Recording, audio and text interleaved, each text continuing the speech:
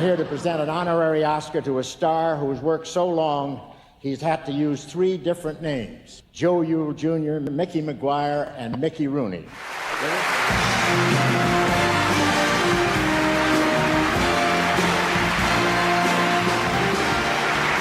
Ladies and gentlemen, members of the Academy, this is for 60 years, and the responsibility really belongs to somebody that I'd love to put my arms around, like Judy Garland and Louis Stone. I have a lot of memories, as we all do. When I was 19 years old, I was the #1 star of the world for 2 years. When I was 40, nobody wanted me. I couldn't get a job. And then a professor from the University of Tennessee got a show together called Sugar Babies, and it resurrected my career. I want to thank you, one and all, for remembering me. Thank you for this glorious moment. God bless and good night.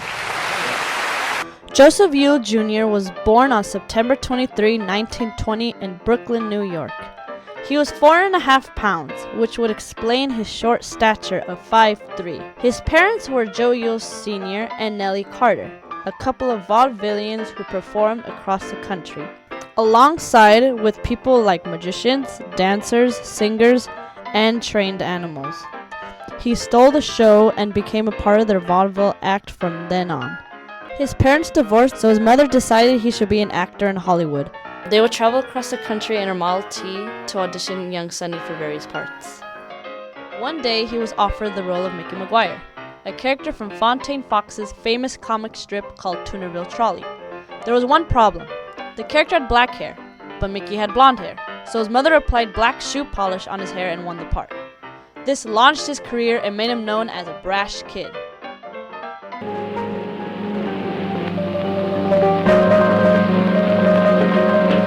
Here, Billy! Take the bucket off his head!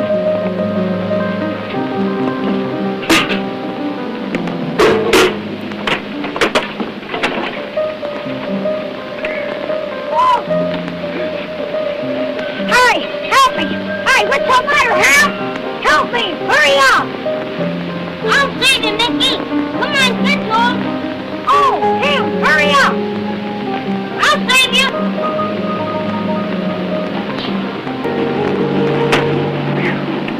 Woo, boy! That was a narrow escape! He was so well known as Mickey that the producers wanted to change his name to match the title character. In fact, they wanted to legally change his name so the producers didn't have to pay royalties to Fox. The producers ended up losing, and young Sonny was stuck without a name. He decided to stick with Mickey, and his mom gave him Rooney, after her vaudeville friend Pat Rooney. Now he became Mickey Rooney, a name he would carry for the rest of his life. For the next couple of years, Mickey played characters from little brothers to big stars like Jean Harlow, to sidekicks with other big stars like Freddie Bartholomew.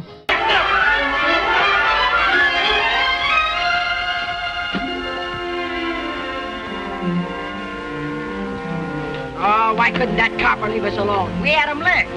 Thanks terribly for coming to my rescue, Dick. One day, producer David Selznick saw Mickey making jokes as he was playing table tennis. He invited him to MGM and signed him for a contract. MGM boss Louis B. Mayer didn't find any potential for this Rooney kid, so Selznick decided to put him in his next picture called Manhattan Melodrama, starring Clark Gable, William Powell, and Myrna Loy. The studio thought this was just another B-movie, but this movie gained publicity after public enemy John Dillinger was killed in front of a movie theater showing the movie, saying the last movie he saw was Manhattan Melodrama. His next big break came from performing William Shakespeare's Puck in A Midsummer Night's Dream at the Hollywood Bowl. Rooney received so many positive reviews for his performance that he reprised his role in Warner Brothers' production of the film adaptation. This gave him much-deserved recognition and catapulted his career. From the Athenian's eyes with the love juice as I did bid thee do. I took him sleeping. That is finished, too. And the Athenian woman by his side. So when he wakes, by him she must be eyed. What hast thou done? Thou hast mistaken quite, and laid the love juice on some true love sight. Believe me, King of Shadows, I mistook. Did not you tell me I should know the man by the Athenian garments he had on? And so far am I glad this so did sort. For this there jangling I esteem a sport. His next big break came in a low-budget B-movie called Family Affair.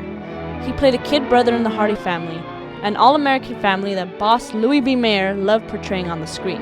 The movie was an unexpected smash hit, and the public demanded a sequel. This film series cemented Mickey Rooney as a profitable actor for MGM, and continued for 16 successful sequels. Rooney's next big break was as a delinquent in 1938's Boys Town with Spencer Tracy.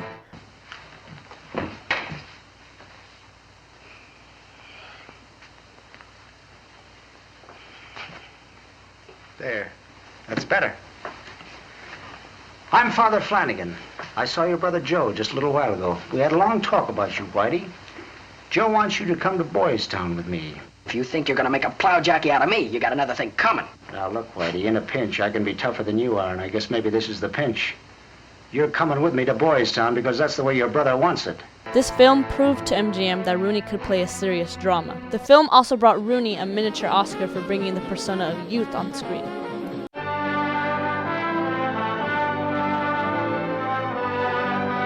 The same year saw the most famous Andy Hardy movie, Love Finds Andy Hardy, with the young Judy Garland before her starring performance in The Wizard of Oz. The two would remain dear friends until Garland's death in 1969. In 1939, Rooney was at the apex of his career. He was the #1 star in the world. He starred in 5 movies, including the musical Babes in Arms starring Judy Garland, the first in the series of musicals in which they co-starred. The films were plotted differently, but shared one recurring theme. I'm gonna write a show for us and put it on right here in Seaport. It'll be the most up-to-date thing these 6 around here have ever seen. Opening night we'll have Max Gordon, Sam Harris, Leigh Schubert down to give us the once-over. How about it, kid? His success continued well into 1944. Other memorable films including Strike Up the Band, National Velvet, and A Human Comedy. He proved once again he could play serious drama and win the hearts of his audience.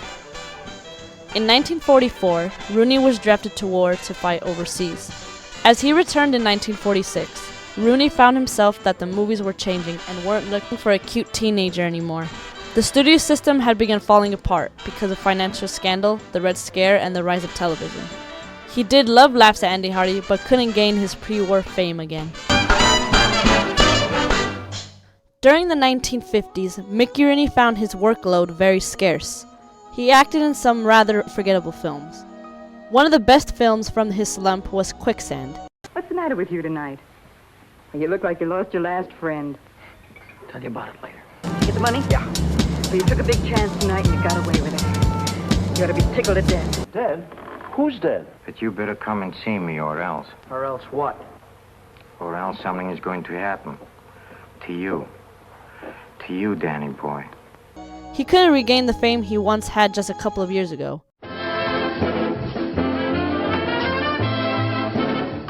Hey, Mulligan!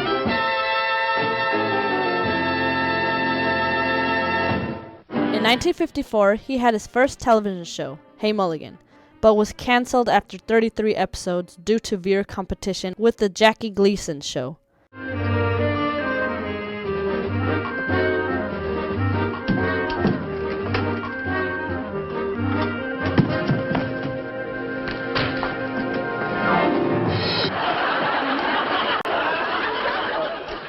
Squibs here.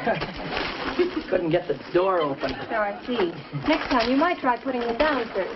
Yeah, well, I'll try that next time. Rooney scrambled for work and often found himself broke due to his gambling problem and not paying the IRS. During the 1960s, Rooney found it hard to find great parts, but managed to act in such classics as It's a Mad, Mad, Mad, Mad World, Requiem for a Heavyweight, and with most controversy as Mr. Yunioshi and Breakfast at Tiffany's with Audrey Hepburn. In many of these films, he was unrecognizable, yet found himself playing a different variety of character roles. He also went into a deep depression after the murder of his 5th wife, but Rooney was a trooper, and he kept on moving forward no matter the difficulties. Then in the 70s, he was gaining more publicity after such memorable character roles in Pete's Dragon and The Black Stallion. In 1979, his career was resurrected with his Broadway smash hit, Sugar Babies. that introduced the world again to this incredible talent.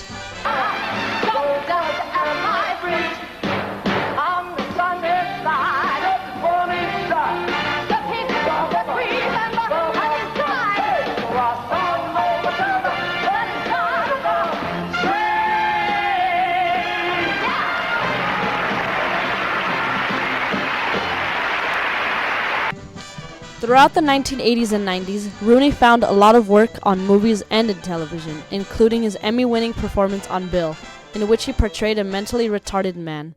No, Dad. I want to stay with film. We thought you might have changed your mind about that. No, he don't want to change his mind. We want to do a movie show called The Bill Show. It's going to be a real good show. That's sort of how we met. Yeah, that's how we met. We're buddies now, and I got some new teeth. With the new generation, he found a new audience. He managed to stay in the public eye in the 2000s, most notably in the film Night at the Museum with Ben Stiller, in which he was a night watchman. I'll beat him with my fist. He looks like a weirdie. It's wonderful guard, terrible people skills. Now listen, Lunchbox. Don't try anything funny. I once went 9 rounds with John L. Sullivan. Rooney was also in the public eye after an emotional testimony on his experience with elder abuse. Rooney worked to the very end until his death on April 6, 2014. 1, 2. Mickey Rooney will always be original and can never be replaced. He brought to the screen such an energy that the movies had never seen before or since. People over the years have asked him when will he retire. Rooney bluntly responded back, "I keep going because if you stop, you stop. Why retire? Inspire."